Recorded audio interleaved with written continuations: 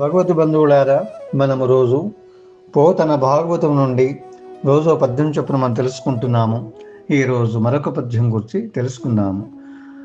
గోవింద నామ కీర్తన, గోవింద నామ కీర్తన గావించి భయంబు దక్కి కట్వాంగ ధరిత్రీ విభుడు సూరగునియను గైవల్యము దొళ్ళి రెండు గడియలలోనన్,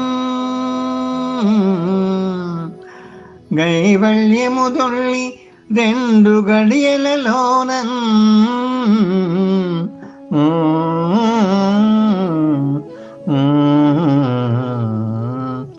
భావం: ఈ విధంగా ముక్త సంగుడైన కట్వాంగుడు గోవిందనామ సంకీర్తనము చేసి భయరహితుడై రెండు గడియల్లోనే మోక్షము పొందాడు.